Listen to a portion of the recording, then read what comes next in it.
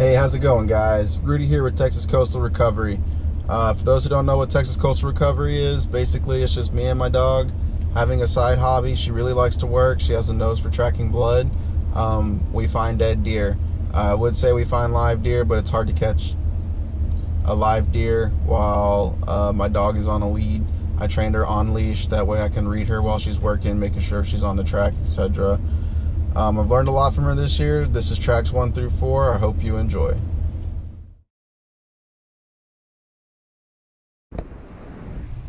Alright, so track 1 was a call from a friend of mine. Said he had a facing 2 shot, thought he probably hit the lung, liver, should have went through all the vitals.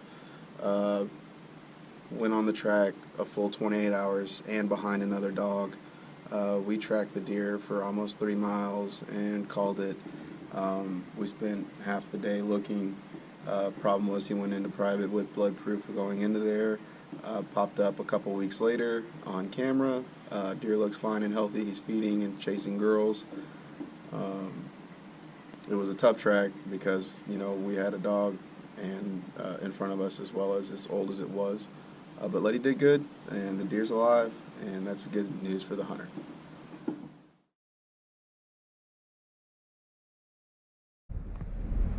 Alright, guys, so the second deer that Letty tracked was my deer. I shot this deer 30 minutes till dark. I thought was gonna be a perfect broadside shot. I forgot to move my pin from my 20-30 line to my 10-yard line because that deer walked in 8 yards. It ended up hitting her what I thought was high up here. It just so happened it slit her throat completely, and she had a couple specks of blood here and there.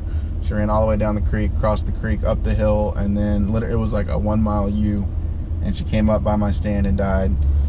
Put Letty on the track 3 hours after I shot the deer. We went in there, she found it in 45 minutes to an hour.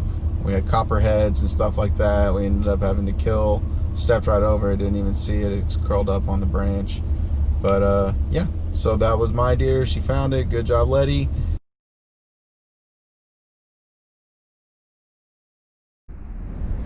Alright, guys, so Letty's third track. This guy told me broadside shot. He only had 3 inches to 4 inches of penetration on the arrow, but it was broadside, and he was pretty sure he tucked it behind the shoulder. I've hunted for a while. I already knew that this deer was probably high shoulder shot and was alive and gonna be alive and probably live through this. Try to tell him that. He really wanted to tell me, you know, I just want to, say that I tried everything I could. The day that he called me was the next morning of the evening that he shot it. That evening he had a friend come by and drop 2 untrained dogs, and they just kind of ran a bunch of loops around in there, and they were tracking as well until their last blood, and that's when they backed out that night and then called me the next day. I told him immediately, don't put any dogs in there. If they're not trained to track, it makes it harder for my dog to figure out what's going on. Even though I already watched my dog track behind another dog and she did really good, I just had a feeling something about this. I know the dog that she tracked behind the first time was a female, and I didn't think about this, and just watched through the video. I know I fast forward through a lot. Basically, you see me start Letty. First thing that she really did was walk up to a piece of grass and pee. She does this multiple times through the track, and during a part that I fast forwarded through, I never heard him say it until I watched the video. He basically said that my dog was peeing where his dogs were running through and peeing themselves. There was 2 males. Letty's not fixed. Those dogs aren't fixed. I'm not sure if that was a communication thing between the both of them. But she actually got distracted on the dog track, and she's never done that. So that's a first for me, and I got to work through her with that. I also feel like I don't know if I want to run her behind any other untrained dogs. I'll probably never do that again. Although the first dog was trained. I know that dog attracted my deer. They just ran it for a while that night, and it got tired, and that's why my dog was called the next day.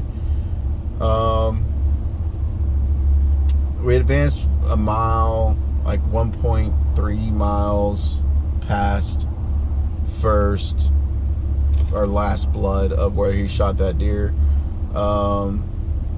Basically did a big old loop, went down a fence line, and that's where I think it went back over another fence. Letty didn't want to go through it, so she went around, and then when she hit another scent, and she went right to a mud hole that came back out on the pipeline.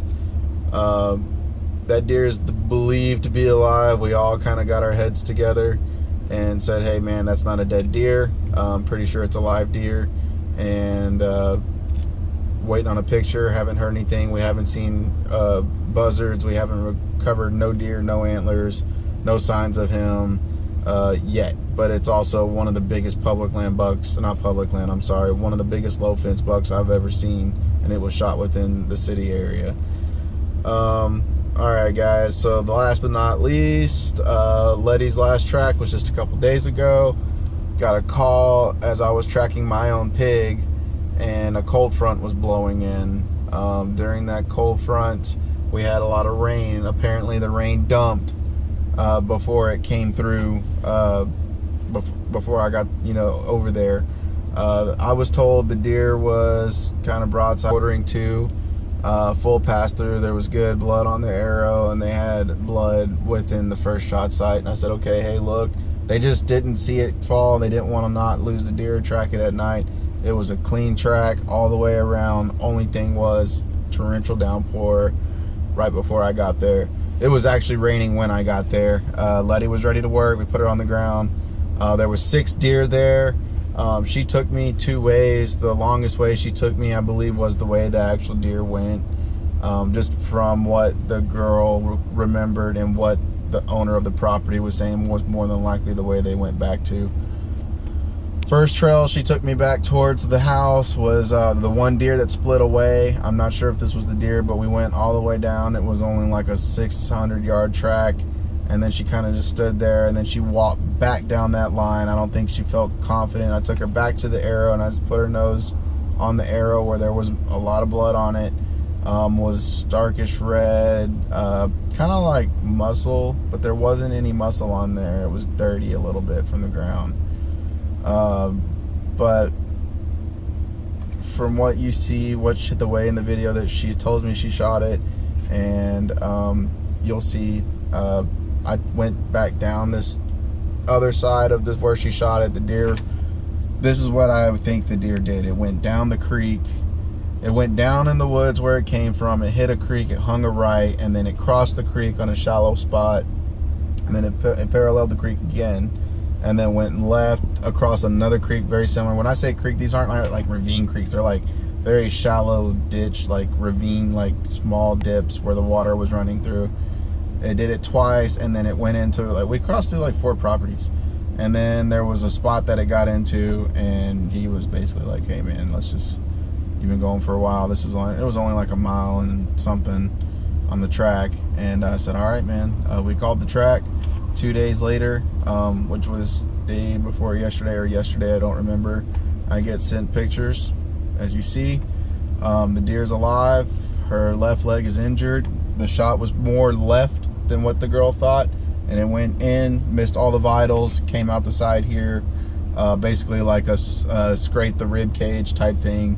I don't think it even broke any ribs, because she's in there eating. She just can't walk on her left leg. It's all deformed up, unfortunately. He said she's starting to come out closer to daylight every day, so here in a couple days, hopefully he'll get her on daylight and put another arrow or bullet in her, and he can get that deer.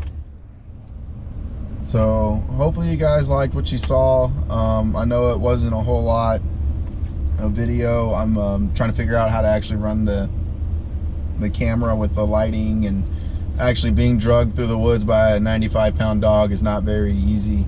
So bear with me. I'm working on it. I'm gonna try to get better footage next time, especially at night, because it seems like a lot of my tracks are in the evening.